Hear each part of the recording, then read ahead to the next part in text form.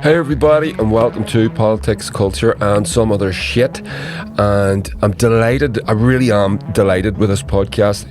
I get to talk to Ben Collins. Ben Collins, he is an author, and he's written a book called Irish Unity, Time to Prepare. It's available at lewith.co.uk, Lewith Press, and it'll be available from October this year. If you head over to lewith.co.uk, put your email address into the little box, you get a notification. Forward-looking liberal country with a positive, strong identity internationally, and I'm tired of living in a siege mentality.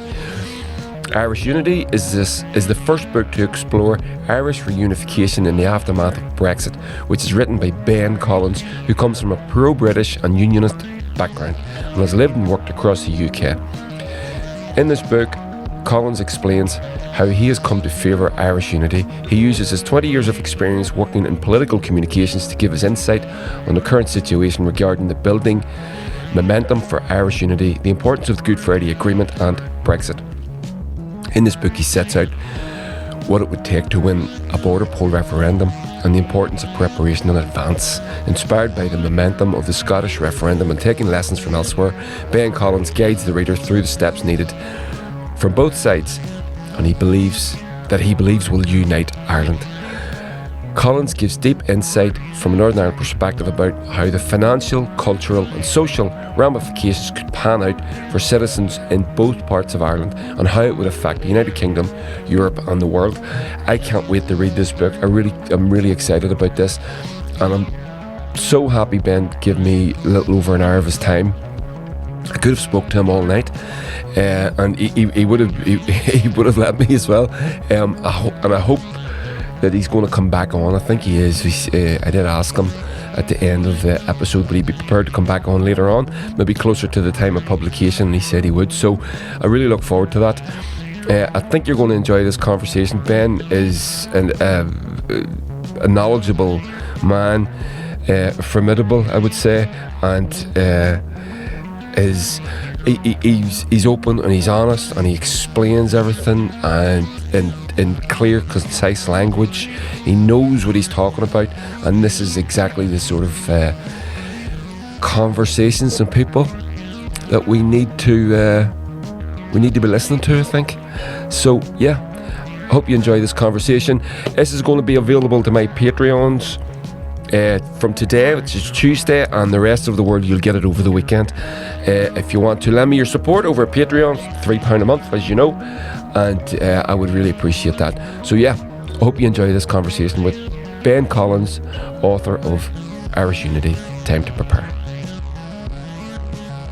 Hey everybody, and welcome to Politics, Culture and Some Other Shit, the podcast, and I'm delighted to welcome Ben Collins. Welcome, Ben.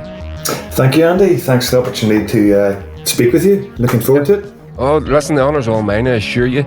I think from my perspective, I'm an Irish nationalist. I come from that community here in the north, and it's always been apparent and obvious to anyone that is involved in these discussions that if we're going to proceed forward, we do need to be doing it together as a community, and we need more numbers from the Unionist perspective, from the Unionist side. Is that fair to say?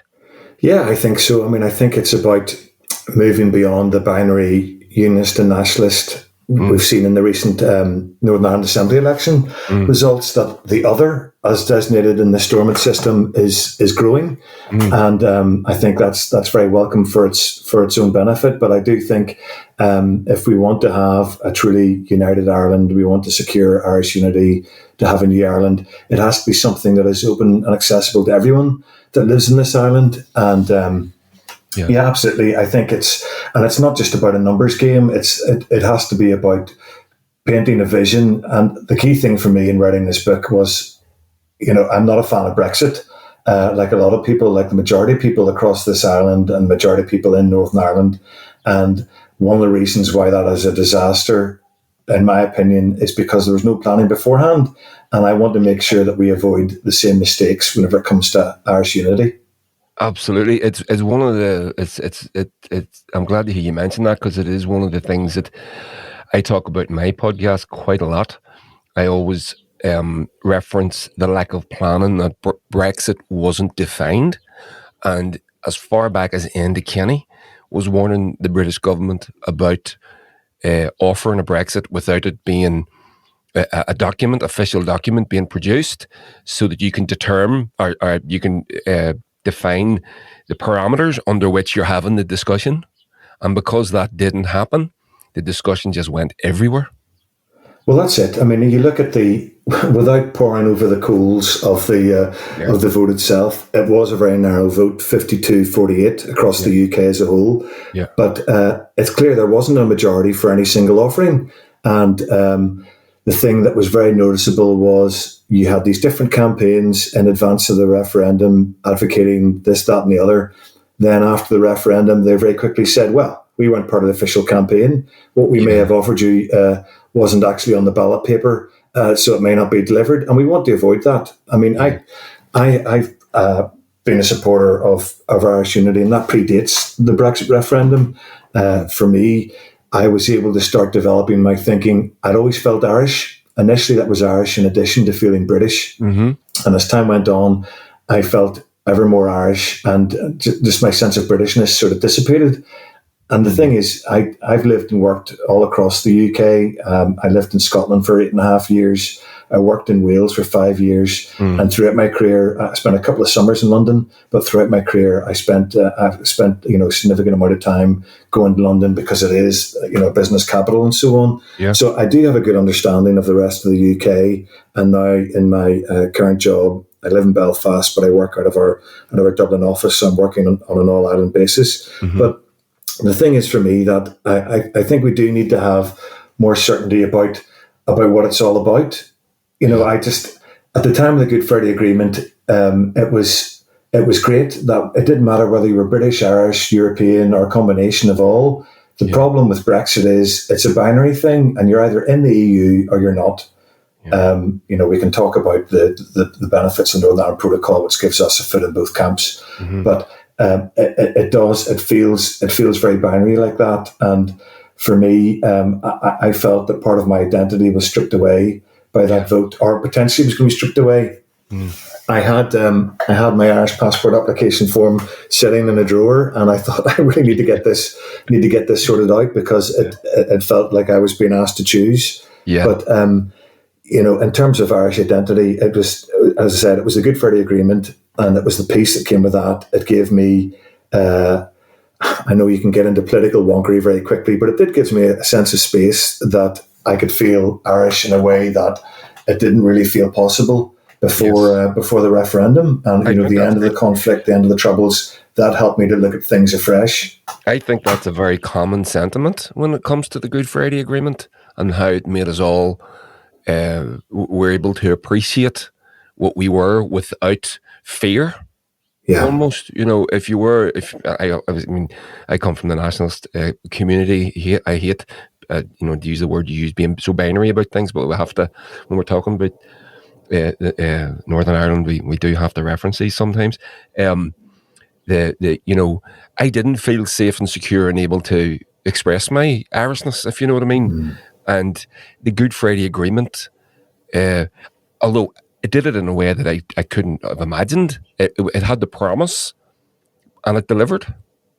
It is. I mean, I think it's an amazing achievement, and I've just been reading recently the book by, I think it's Maurice Fitzpatrick, John Hume from Derry to DC. Yeah, and it's extraordinary, his vision that he had right from the start of his engagement in politics about the importance about relationships within the region of Northern Ireland, or the North, whatever you want to call it, within the island, North and South, and between this island, between Ireland and Britain, and within the wider context of the EU. Yeah. I mean, I watched, like a lot of people, watched all the case that went to the UK Supreme Court about whether Article 50 could be triggered because of the Good Friday Agreement. And unfortunately, the court decided that it could. But it was just never envisaged. There was no prospect of the UK leaving the EU whenever the Good Friday Agreement was signed up. And the thing that I find is the way that I view it is, yes, I came from a Unionist background, but my sense of Irishness was strong, and it developed. And as I said, whenever the Troubles ended, it allowed me. And I guess one of the things also is you can have a real sense of place, which is actually accentuated and developed by being out of that place. So whenever I first went to university in Scotland, I went to that wonderful place of Dundee, which, I think half of Northern Ireland goes there. And that was great because I suddenly realised I was taken away. I went to university in September 94. So I left before the first IRA ceasefire. And just getting out of Northern Ireland, I was born in 76. I didn't know anything other than the Troubles. And getting away to Dundee and being able to, talk about things and realising how the commonalities I had with people from the rest of Ireland, how everyone else saw me as Irish and how I felt Irish myself. Yeah. That was really liberating. And then coming back in December 94 after the first ceasefire, it was brilliant. Yeah. And thinking that we could all look at things anew. Yeah. It's interesting. It was one of the questions that I was going to ask you, and you sort of did answer it really. But my own experience, I didn't go to university, but I did go across to England when I was 16. It was in 88, so I'd be a few years on you. And one of the things that jumped out at me was I was Irish to everybody else, irrespective of what I said. And I was hanging around with a couple of boys from Northern Ireland, a boy from Newtownards and a fellow from Bangor. And they were both from the Unionist community. And to the people the other English people that we were sort of hanging out and living with, they were Paddies. And it's sort of, and I don't mean that, I'm not accusing anybody of anything, but that it became solidified in my head. Okay, I am Irish. I'm not British. It made me. It actually confused me, and I didn't like it. I didn't know what I was. I didn't know what I was meant to be, because I wasn't raised in a household that was overtly political.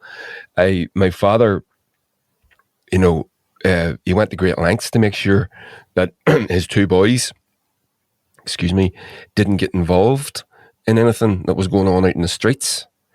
And whenever we had questions, he would skillfully steer us away from, any talk about repression so we kind of grew up a wee bit, even in the heart of North Lurgan, which is very nationalist and very Republican. We sort of grew up a wee bit isolated and insulated, I should say, from those perspectives. But then going across to England, the Troubles was still on. But I was a Paddy, and you get called names every now and again. You get called IRA man and all that sort of stuff, which is just ignorance. But then having to come home, and I was going, but I wasn't a supporter of the IRA. I didn't, but I'm not British and I'm not Irish, and the Irish don't want us and the British don't want. And it was confusing. And I spent years running away from this place until the Good Friday Agreement. And it changed it all. And one of the things that you mentioned that there when it went to the Supreme Court, the seeming abandon and ease at which the British political establishment is prepared to set fire to the Good Friday Agreement and risk peace in Ireland, it just illustrates to me perfectly that we need to be taking these things. Taking control of these matters ourselves, because that's it. For me, I know it's absolutely aspirational, and I get that about Irish unity, but it's also there's a hard-headed need without panic, but there's a hard-headed need to plan now, because we have to see. It was a great thing that Enda Kenny did at the European Council meeting, where he got agreement back in, I can't remember whether it was 2016 or 2017. Where he got agreement that in the event of a vote for unity, that the entire island of Ireland would automatically be a member of an EU, of the EU. There wouldn't have to be some accession process. Yeah. And that's key because, we look at what's going on now with the Northern Ireland Protocol, and it's concerning, like yourself. We saw the Good Friday Agreement as a way for things to move forward. And we thought that the beauty of that was that we could wake up in the morning and we could say, do you want a United Ireland today? Oh, no, we're all right. We can just let things evolve over time. There's no urgency.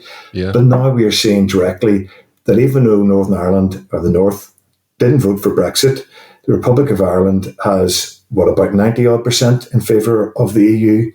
Mm-hmm. We are directly having our relationship with the EU adversely affected by what's happening in Britain, and largely what's happening in England, and largely what's happening within the Conservative Party within that. And I don't think it's desirable, and it's not where we want to be. And I know people say, oh, it's really divisive talking about a border poll. Well, first of all, having a border in the island of Ireland, that is a division by its very nature. Yeah. But secondly, this Brexit and this continual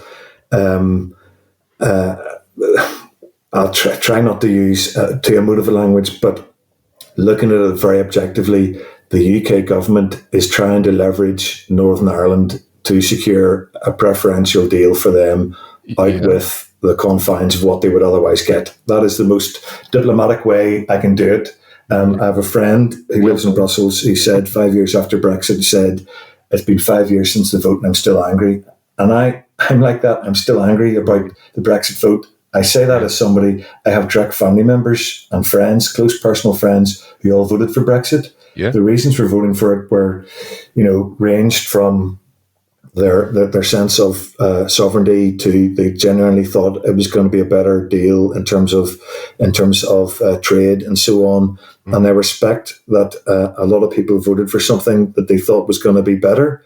Yeah. But whatever people's rationale for voting for Brexit, I think there's very few people now that can say it's worked out well. I mean, the very fact you have Tory candidates for leader here saying we want to get Brexit redone. I mean, they got elected in late 2019 on the basis of getting Brexit done, and I think it's right.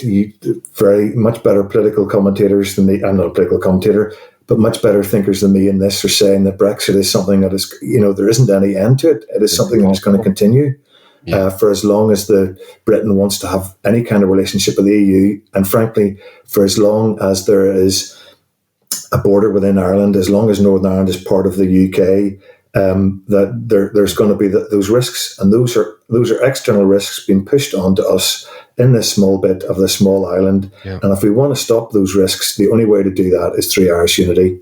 I mean, for me, it's simple. And I've had recent discussions with people, very close family members, who say, well, we can't have a border down the Irish Sea. There are only three options. Either the UK government decides they want to remain aligned with the EU, whether that's formally as part of the customs union and the single market, and have full alignment on standards and regulations and so on, or they want to take a different approach. And if they want to take a different approach, the only two options are you either have a border on the island of Ireland or down the Irish Sea. There isn't a fourth way. So you either have full alignment or you have a border down the Irish Sea or on the island of Ireland. And I think I find it deeply frustrating that there's still those that are saying there are some kind of magical solutions. Or did you get a response to that? I think there was a sense of, well, these things can be better, but we know that the European Commission has been trying to engage with the UK government since February. We know there's an offer on the table there in terms of medicines. We know that there is an opportunity, there is a desire to engage, because I think the European Commission does care deeply about the Good Friday Agreement and about peace in Northern Ireland, because the EU is itself the largest and most successful peace project that we've had on the continent of Europe within the last century. Prior to the war in Ukraine, which is deeply regrettable, although the EU isn't responsible for that. The war in the EU has led to the longest period of peace on the continent of Europe, and that's not a coincidence. And I think they get that.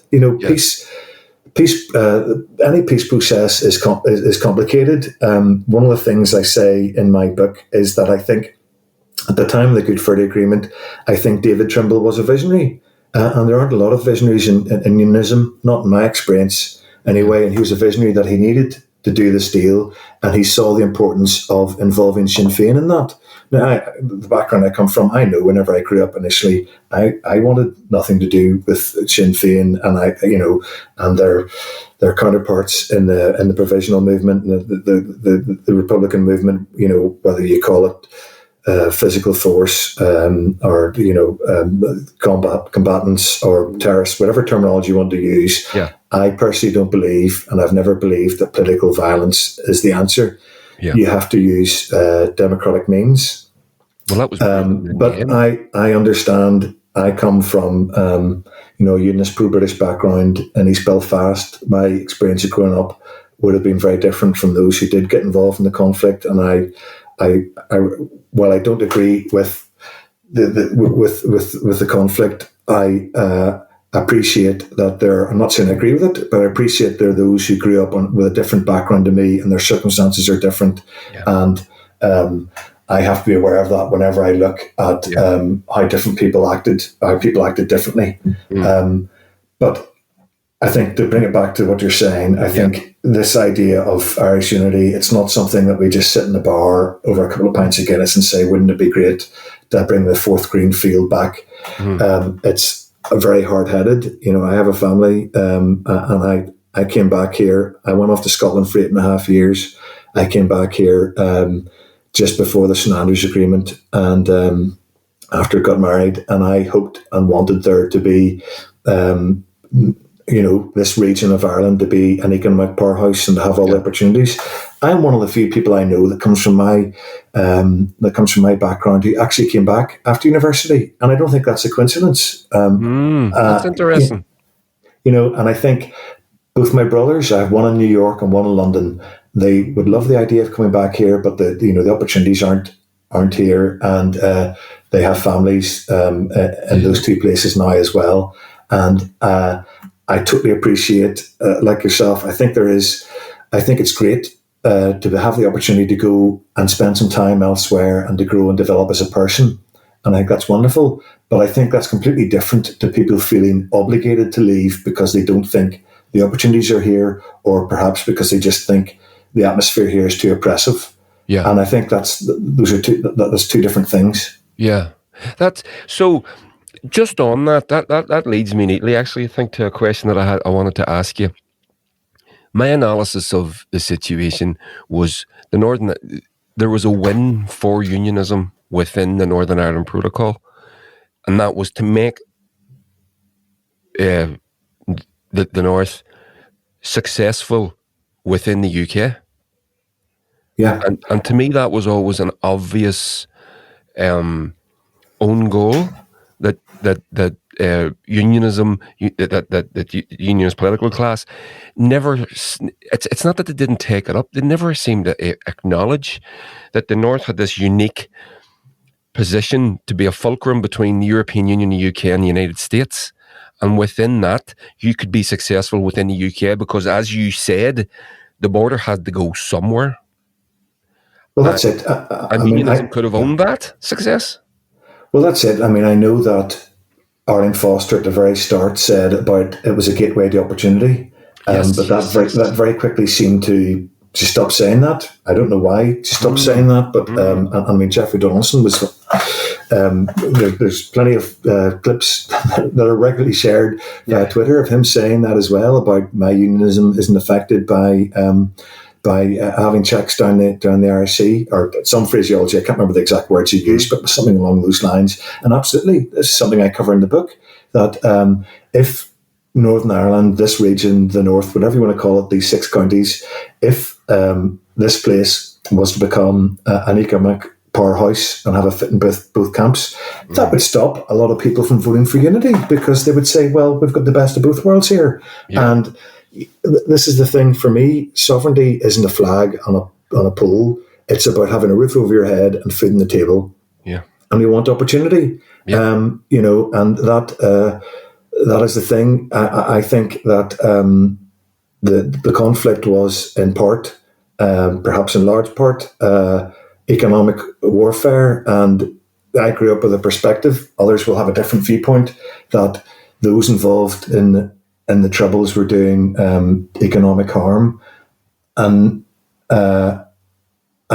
now we have a scenario whereby those who, I just find it extraordinary that I think the Northern Ireland Protocol has a huge opportunity, and I know I talk anecdotally to people who are involved in business and who are getting inquiries from people, across the states and further afield, who want to invest here. I mean, I have a friend I went to school with.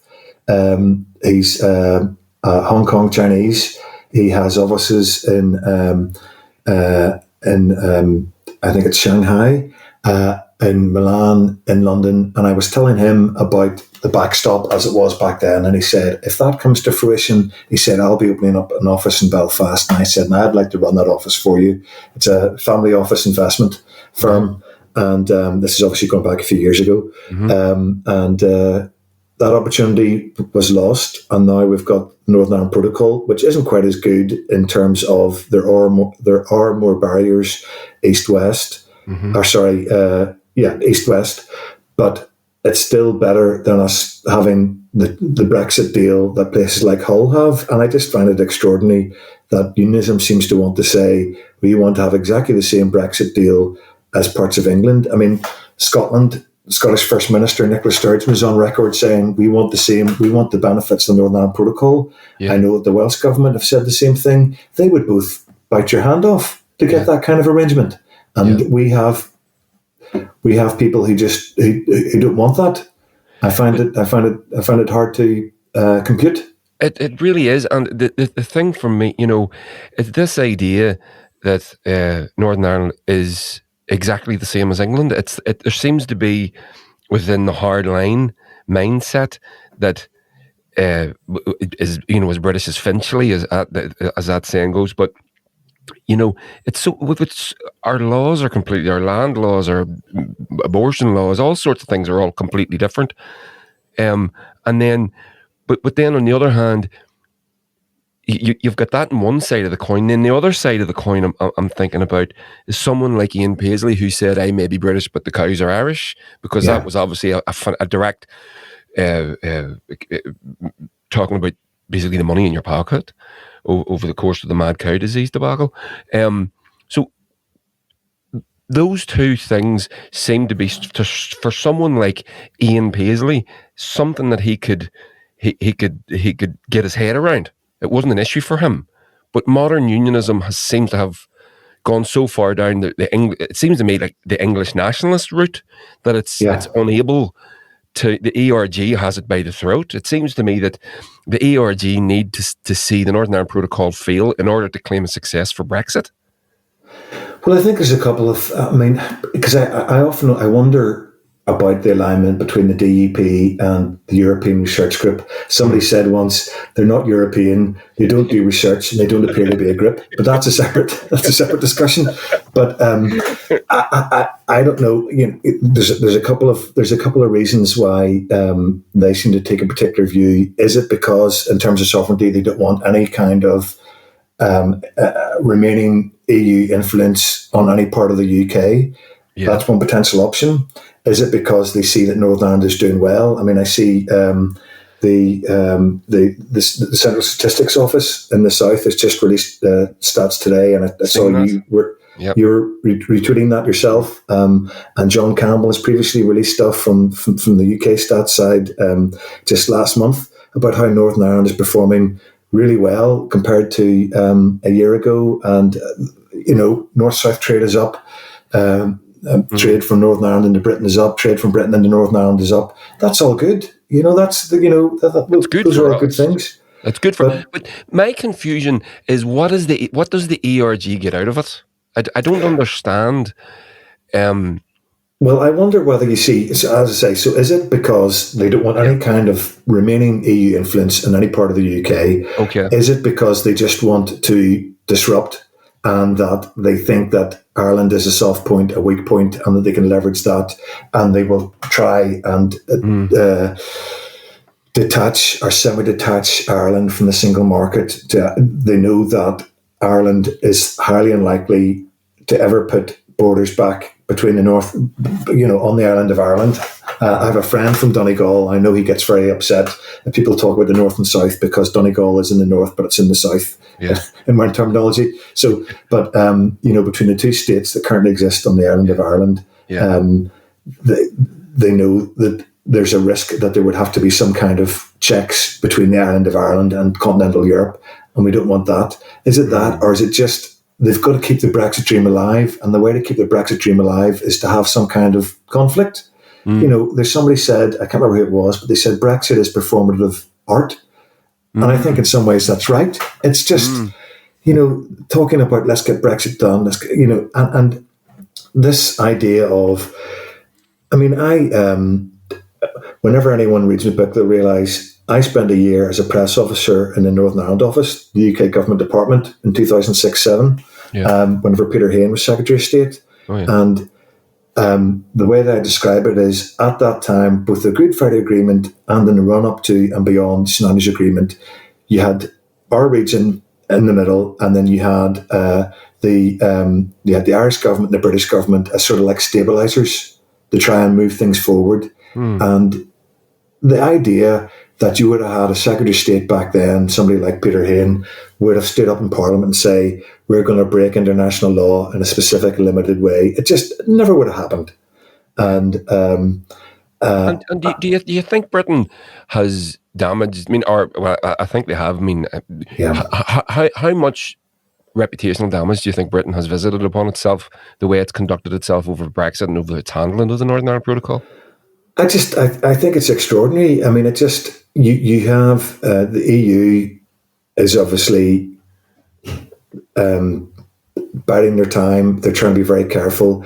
I think they realised their announcement that they were going to trigger Article 16 over the vaccines. They announced it, and then they very quickly, in part because the Irish government made them aware, they stepped back from that.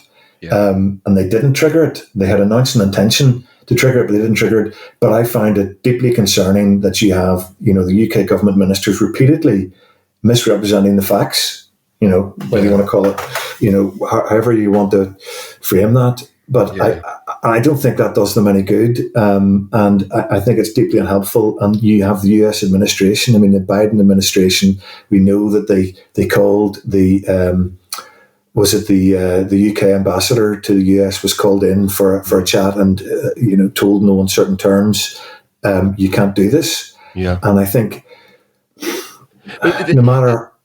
Sorry, go on ahead. No matter how great, and I was in London just at the weekend there, and I like London. I like Britain. It's got a lot of history. And I have family, friends there. And there's a lot of history there, but I think there just seems to be, the way I describe it is the Conservative Party is just, the UK Conservative Party seems to have separated itself from reality. If you look at the leadership contest that is there at the minute, and I don't think it's done them any good with either EU or with the US, and it's very concerning. And the other thing I should confess to is that whenever I was so keen to get into bread and butter politics, that whenever I left left Northern Ireland and went over to Scotland, I joined the Conservative Party in Scotland because I believed in being pro-enterprise. I can see the benefits of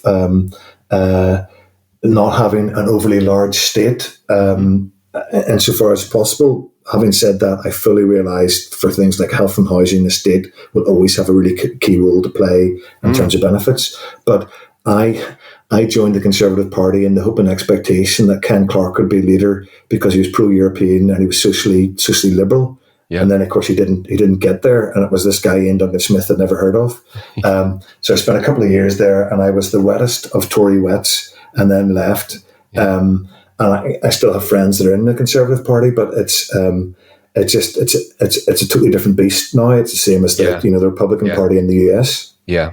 And that's I think that's one of the things that's fascinating. Just over the course of that timeline, how far detached from reality the Conservatives have become, and I think one of the things that people don't understand, that the special relationship between the United Kingdom and the United States, that's a bit of PR for me. Everybody gets sort of the special relationship status bestowed upon them at a handshaking session at the White House.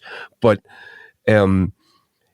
even if Joe Biden was to lose an election to a Republican, the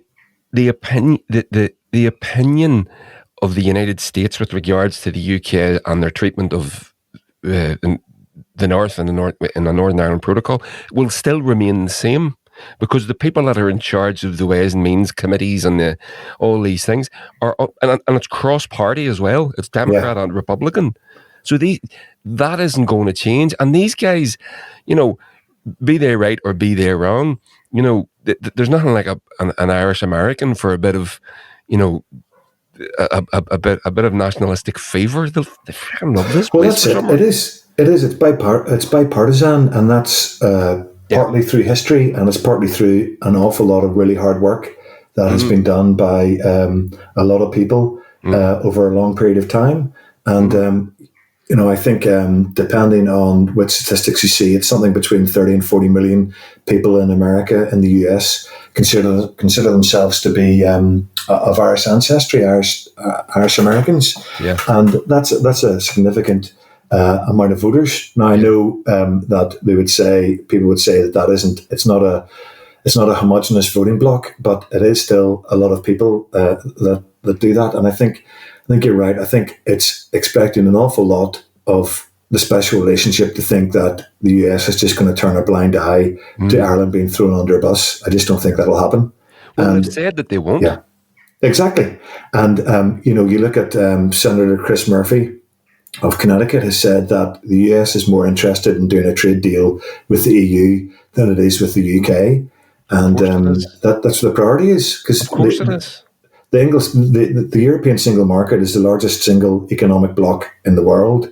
The US is the largest single economy in the world, and bringing the two together in some shape or form makes sense. Mm-hmm. And I think, this is the whole thing, that you can't just because you wish for something, you can't magic something into existence, and you can't deny economic and political gravity. And one of the things that frustrates me is about whenever you get Brexiters saying, "Oh, we want to leave the EU," or the reason we wanted to leave the EU and to not be aligned is because we want to have higher animal welfare standards, or we want to have higher standards in something or other.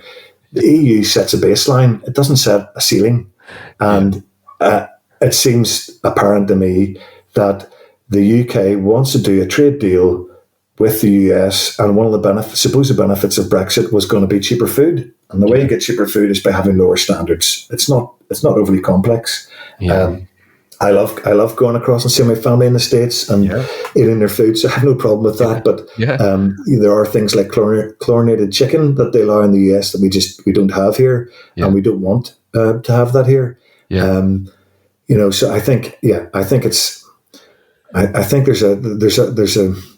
there's people look at things through misty eyes, that it isn't linked to the facts as they are. I know some people may think facts are no longer fashionable, and they may say that people have had enough of experts, but that's just not how the real world works. Well, it certainly isn't, and it is a part of the whole, with regards to the Brexit and the English response to the referendum.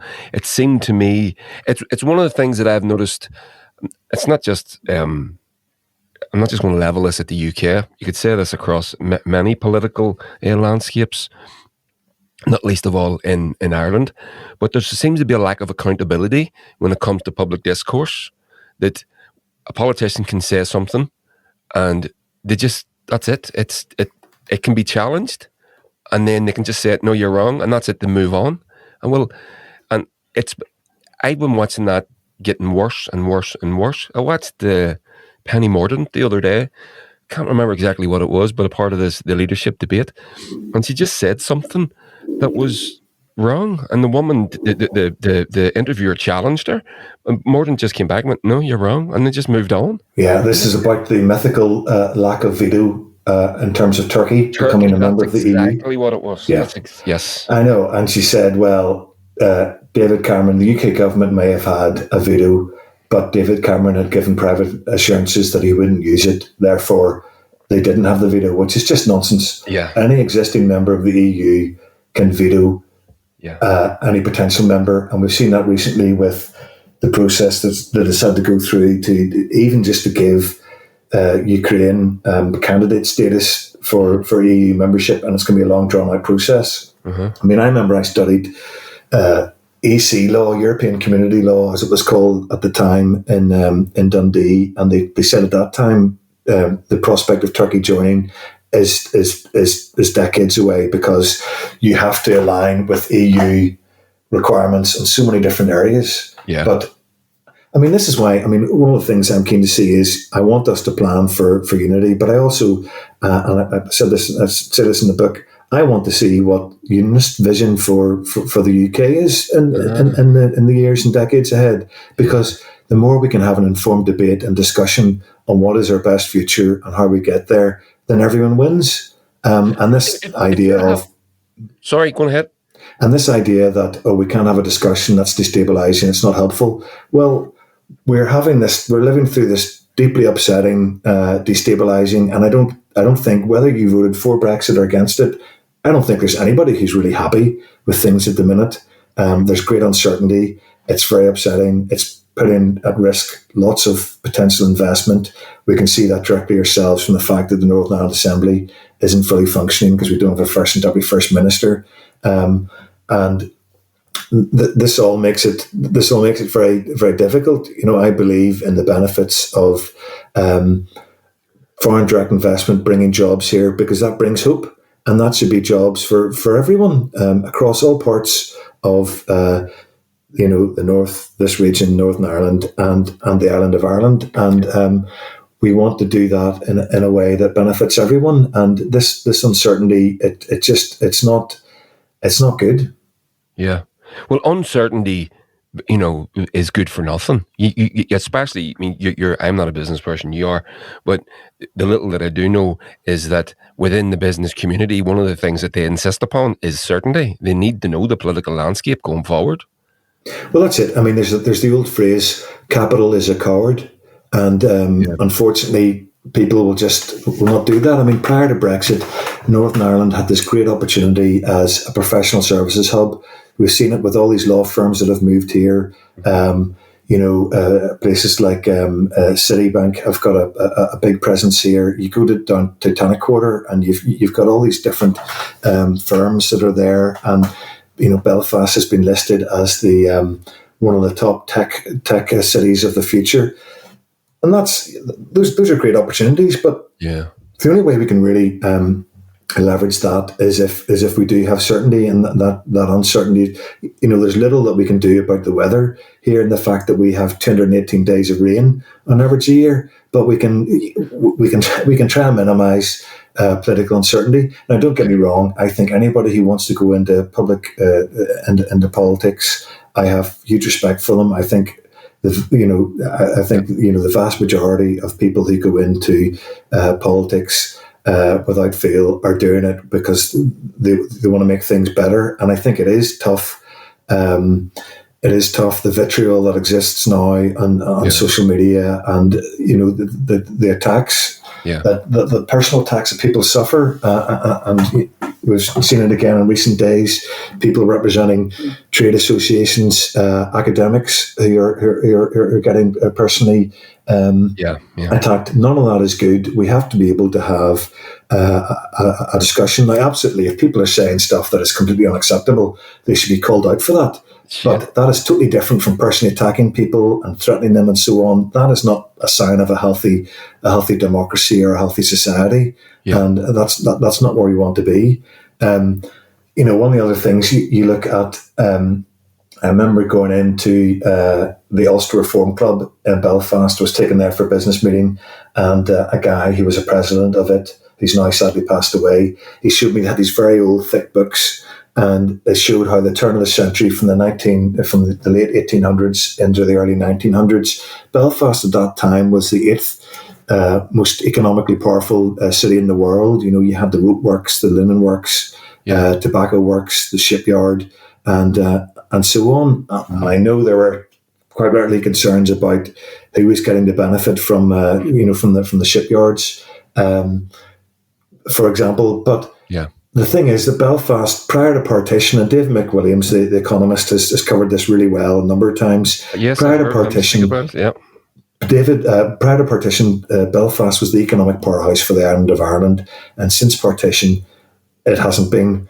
Yeah. You know, I'm old enough. I can remember whenever Unionist politicians used to say, we can't have a united Ireland because the Republic is too poor and we can't afford to take them on. Now you have Unionist politicians saying we can't have a united Ireland because Northern Ireland relies too much on money coming from the UK exchequer. That isn't progress to me.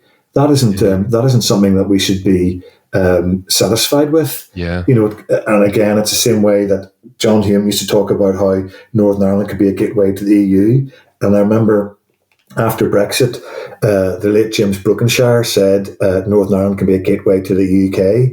And somebody on Twitter said, that's not progress, you know, going from being a gateway to the EU and the vast trade opportunities that come from that to only being a gateway to the UK. And, you know, for me, if I look at it, it isn't a choice between the status quo and something different. The status quo is gone. Brexit is a revolution. Yeah. 100%. And that's why, for me, in many ways, the more stability will be by rejoining the EU as part of a new Ireland. And we absolutely want to have close relations with Britain. But I think it's very interesting. Is Britain as an entity still going to exist in the next 10 or 15 years? You know, I lived in Scotland for 8.5 years. I have lots of friends and family that live there still.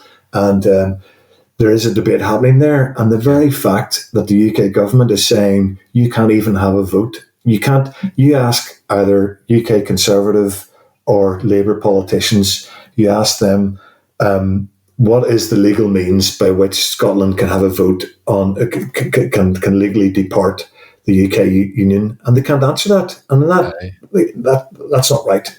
No. And even in Wales, I mean, I'll finish in this, even in Wales, whenever I first worked there, in 2011, I started working there until 2016. I think support for Welsh independence was around 8%, according to some opinion polls. And more recently, it's been in the 30s, high 30s, maybe even the low 40s once or twice. Yeah. So I think the discussion is changing there too. Absolutely. I do wonder, obviously the Scottish independence movement has got more attention over the years because it's had a referendum and its sheer size. But I do wonder, is the Welsh one going to be the one that's going to take everybody by surprise sometimes? Because you do see that moving so quickly. Well, we never thought that Wales would actually vote for Brexit. So I think there is, and I think it's just people look at Westminster and they look at how things are going there and things like Partygate and questions over VIP lanes for preferred bidders for public procurement contracts. It all just sort of adds to the mix that people, I think, across the UK who are separated from the English politics, and Brexit is an English nationalist project largely. I believe that people look at that and just think that isn't really where you want to be. And, the vast majority of EU states are small and medium sized. And you look at to bring it into a wider context, you look at the geopolitical uncertainty that there is there with the war in Ukraine and going through a pandemic and all that, and the climate change that we're all having to deal with. I think increasingly people realise, hang on a minute, there's something to be said for being part of a bigger whole, that we can do that without our own sense of identity and our own country being adversely affected. I mean, the other thing I would point out, to bring it back to what you're saying earlier, the thing that I find extraordinary about, and I think, again, it's a missed opportunity from unionism, it was actually in Wales, it was the Welsh Conservatives that really pushed the Welsh language and that set up S4C, the Welsh language channel. And, both Scotland and Wales, there is legislation there to protect and promote the indigenous languages of Welsh and Scots Gaelic. And that doesn't undermine their being part of the UK. The only way that'll happen will be through some kind of democratic vote, if Scotland and Wales are ever allowed to have them again. But the thing that I find extraordinary is, I mean, I don't speak Irish, but I have absolutely no problem with it, and I think it's part of our history and our culture here in this island. And I think, I find it amazing that in a place like inner East Belfast, you have Turas, which is Irish for journey. You have this Irish language school. If you'd said to me 20 years ago, there will be a growing Irish language school in inner East Belfast, I would have said to you, you've had too much to drink, or, you've been enjoying something else. But the point is that that's great. And people's sense of identity, it's the same with, the East Belfast GAA club. That's brilliant. And again, I don't play GAA. I played rugby, I did athletics at school and a bit at university and stuff. But I mean, I think that's great. And I think, I can remember back in 2011, I think we do, like yourself, I think we have a complex identity, but it's it's about seeing it as a rich tapestry of diversity. And that's a really great thing. Yeah. I remember it wasn't until I left school, somebody explained to me what the Irish Tricolor was about. Green representing nationalism, orange representing unionism, and white representing peace between the two. I didn't know that.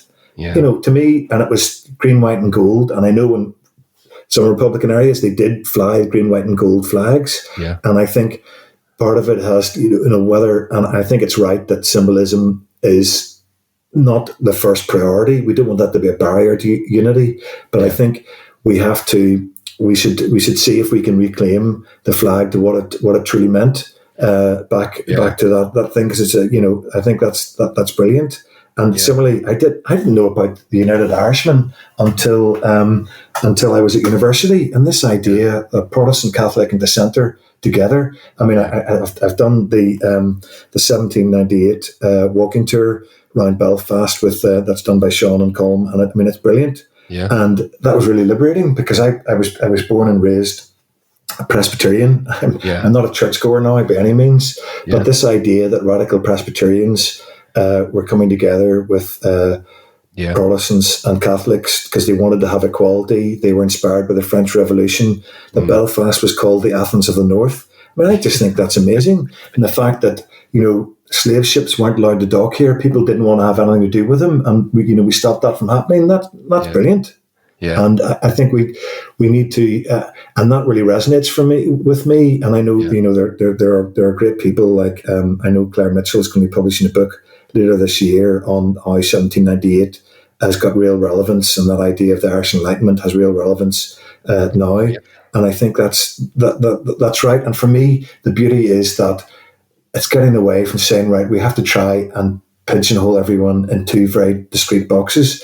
Whenever I realized I didn't have to be a particular religion, I didn't have to speak a particular language, I didn't have to play a particular sport, and I didn't have to think that a certain approach, i.e., I didn't have to think that the conflict was right, because whenever I first was born and growing up, for me, coming from a Unionist Protestant background, the troubles were this was something people were attacking me because we're attacking people like me from my part of the community because of our religion and because of our political outlook, and therefore the logic, as I saw at the time, was if you were then in favour of Irish unity or a united Ireland, and there are negative connotations about a united Ireland, that's why I talk partly about Irish unity, although ultimately Irish unity, United Ireland, New Ireland, it's all the same thing. It's about bringing people together across this island.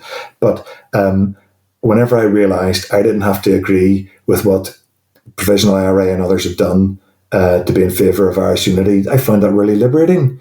And, getting away from this sort of siege mentality as well is really important.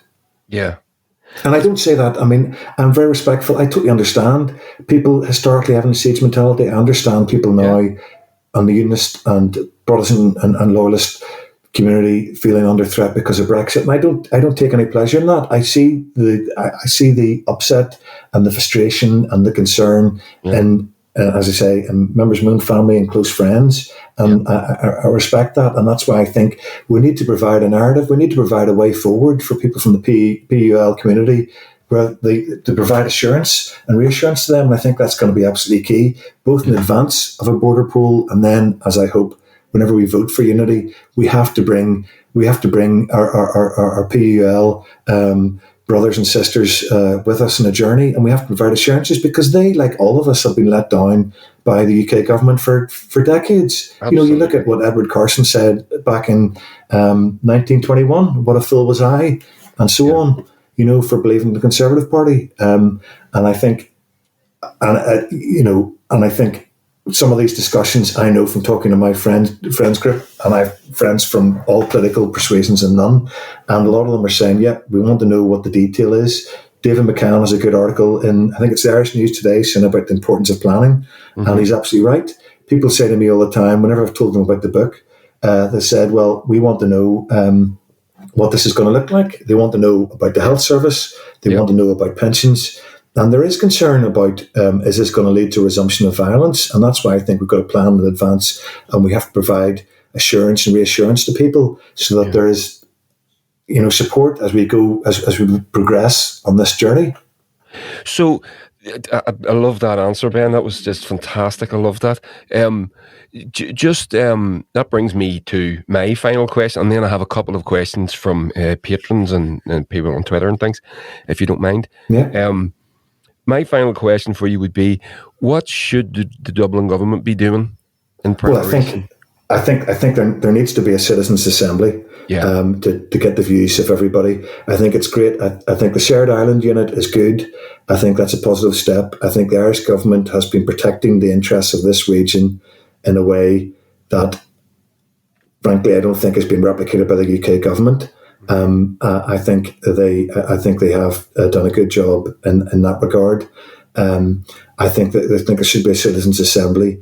I think that has to be the first step, and I think it has to be about not trying to close down a discussion of this issue or saying it's not helpful. I mean, it's great that we have seen individuals like Jim O'Callaghan from Fianna Fáil. We've seen Neil Richmond from Fine Gael coming out with their own proposals. I think that's good. We know that Sinn Féin are obviously very active. I want to see that from all political parties across the island. And I know that from a northern perspective, Alliance has said that whenever there's a proposal on the table, they will engage and they will make a decision at that point as to what position they're going to take. And I don't think we can ask more of them. I mean, I'm also for my sins a former member of the Alliance Party. I'm not currently a member of any political party, and I don't intend to rejoin one. I wanted to have the ability just to set out my views without any kind of political sort of overstructure in that. But I think I feel sorry for Alliance. They get vitriol from all sides, which I suppose objectively makes me think they're doing a good job in that sense. But I think the Irish government has to convene a citizens' assembly. Now, whether that will actually happen or not, I mean, I think Sinn Féin has a key role to play in all this, but they're not the sole voice, and I think they realise that themselves. And unity can't be seen as the project of any one individual political party. It has to be involvement of all. I think that would be damaging if it was sort of. It does get levelled at them from time to time by certain commentators, but and I don't think it's a good look either. No, and I think it's both those within and outside government, and I think we will only get there whenever there is sort of a cross-party consensus. But I think the first step is a citizens' assembly, and I would hope that the Irish government would see that, take the opportunity. This is just about future. This is about future-proofing what's happening, and it's about trying to minimise the risk of any part of Ireland being suffering collateral damage as the UK government and England in particular works out what it wants to be and where it wants to go over the next decade or couple of decades. Because I don't think they've quite got there yet. No, just on that, I know it's not a great idea to make predictions, but would you, with your insight and your with your insights, would you have a timeline in mind for a border poll and maybe a reunification, or do you not want to? No, well, I mean, I say in my book that I think it's like you can't have nothing is 100% guaranteed other than death, unfortunately, unless you're Elijah. But I think a decade. I think the next decade is eminently possible. There's going to be a border poll, and I think that's why we definitely want to start planning now. Yes, and I think we've got a plan on the basis that there could be one within the next 3 to 5 years. Now, depending on what happens with the Fianna Fáil TDs, I mean, we saw a couple of them were saying yesterday that unless Micheál Martin stands down, they're not going to vote for Leo Varadkar to take over as Taoiseach in December, and that could trigger an early election. Now, whether that is likely to happen, I guess we'll wait and see. Yeah. But I think within the next decade, it definitely could happen. I mean, the other thing we've got to realise is, depending on how the Tory government goes, and it is, I think it is very much English nationalist, an English nationalist project, and I don't mean that in any offensive way, but it is very focused on the role of England, because having lived and worked in Scotland, and frankly being a member of the Conservative Party in Scotland, they were much more pro the EU, just like Scotland was, than the English Conservative Party. I mean, the other thing that we don't know is, will England, the body politic, at some point just decide we've had enough of supporting the rest of the UK? These Celtic parts are giving us bother. We're going to pull the plug and we're going to go off and do our own thing. Well, that, if you don't mind me jumping in there, leads me to one of the questions I have for you. Yep. This comes from Damo, who is a much smarter and wiser man than me, and sends me lots and lots of, keeps me on my toes. He asks you, is there a concern in the wider Unionist loyalist community that the British public, or more specifically the English public, would be prepared to accept the breakup of the UK, given the recent complications that NI presents for getting Brexit done, or in quotes, in addition to the cost and security implications, etc., that Northern Ireland has historically involved for the UK? Well, yeah, I mean, I think if you look at, there have been all kinds of opinion polls that have shown that those who are in favour of Brexit, particularly in England, would see losing Northern Ireland from the UK as an acceptable development to ensure that Brexit could be delivered. That's I can't remember the polls off the top of my head, but there have been various opinion polls that have shown that. So I think that's eminently possible. I think, I mean, the other interesting thing is that the block grant, so the main money that the UK Exchequer gives to Northern Ireland, is around 11 billion a year, and prior to Brexit, the amount of money that the UK gave to the EU for its membership was around 11 billion a year. And I think I'm not sure that the UK public, the English public, have really joined the dots there. But if they realised, hang on a minute, the money that we were complaining about paying the EU, we're paying a similar amount of money to Northern Ireland.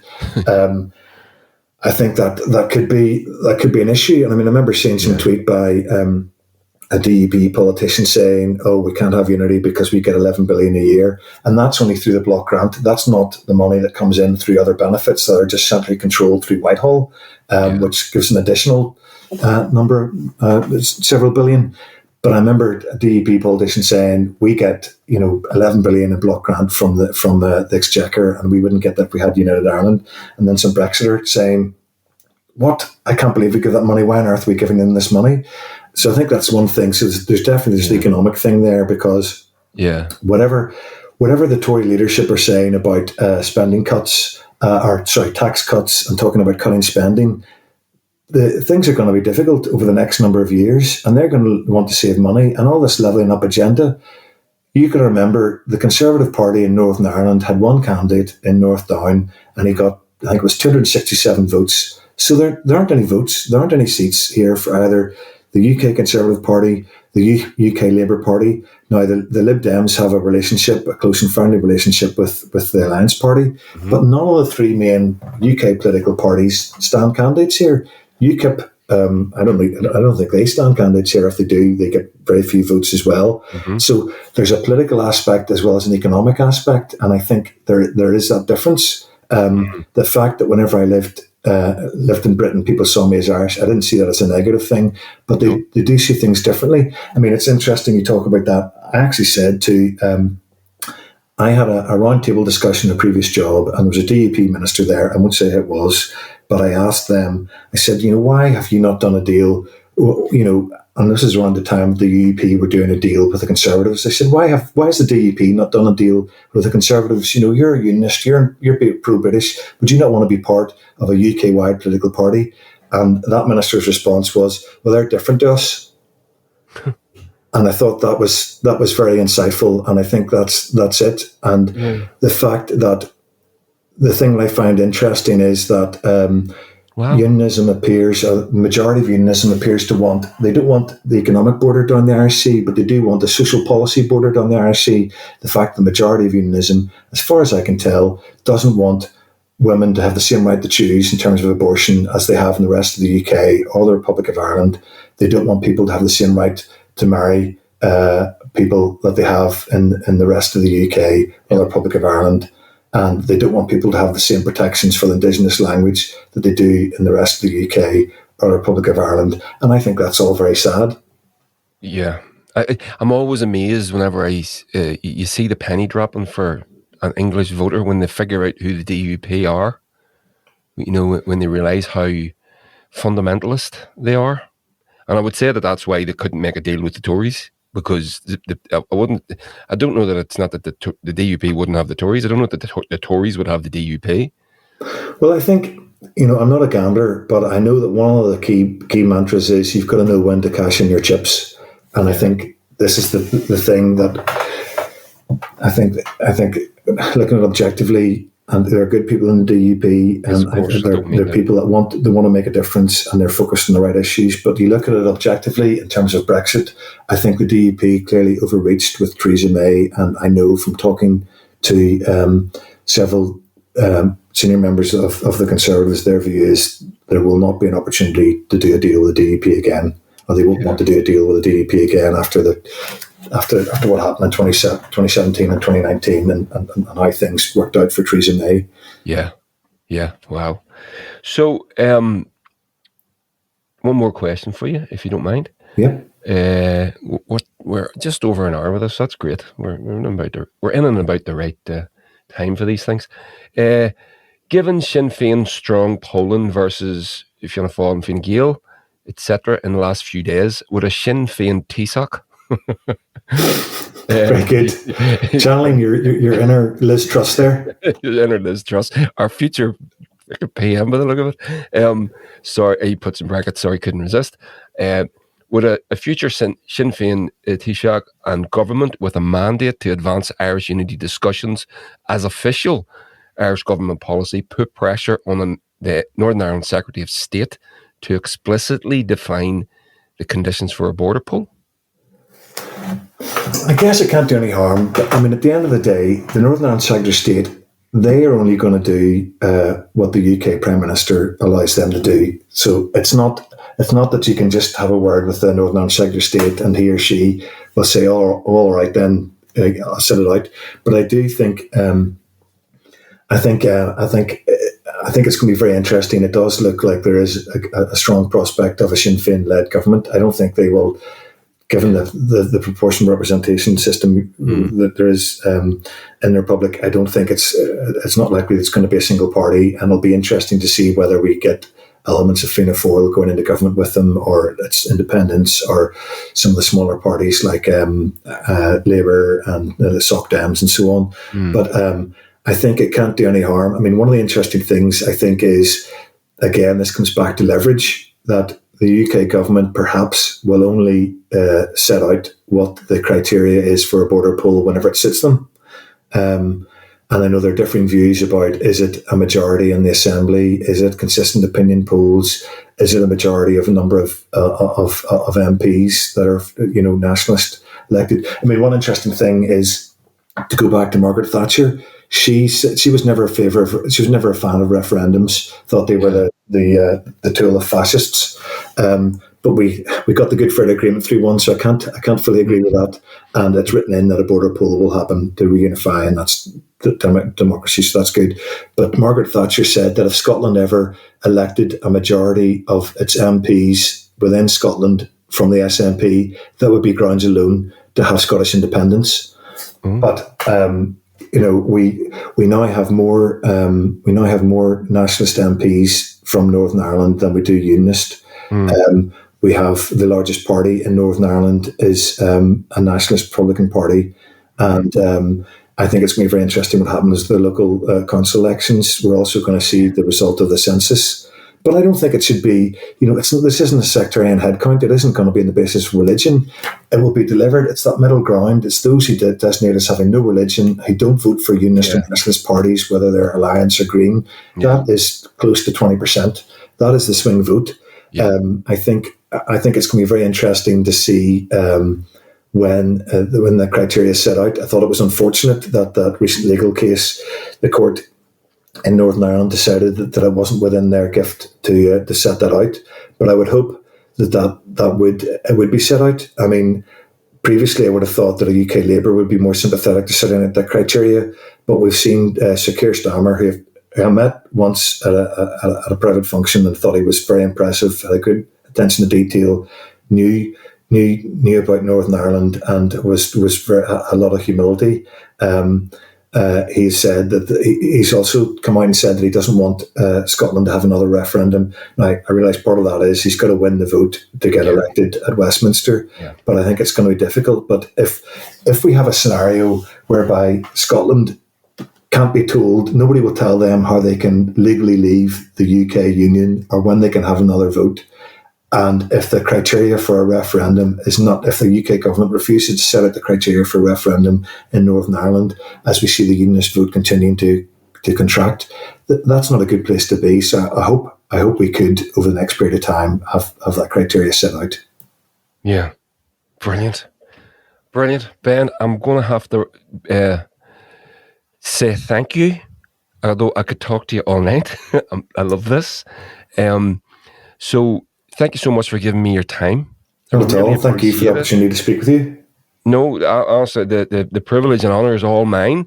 So Ben Collins, author of Irish Unity, Time to Prepare, available in Louth Press from October this year. So I'll put the link to the book in the show notes. And if you want to go over there, dear listener, and you can put your email address in and you'll get notified whenever that book's available, I would urge you to do that. It's been absolutely fascinating talking with you, Ben. I can't thank you enough. Thank you, Andy. It's been great. All the best. Cheerio. Cheers. Well, there we go. What a great conversation I had with Ben Collins, author of Irish Unity, Time to Prepare. That was fantastic. I really, really enjoyed that. I love hearing... it's a message of hope for me. That's one of the things I take from Ben's message. And it's also... he clearly points out the economic benefits, and I think that is where our argument is going to be won, and it's on those economic lines.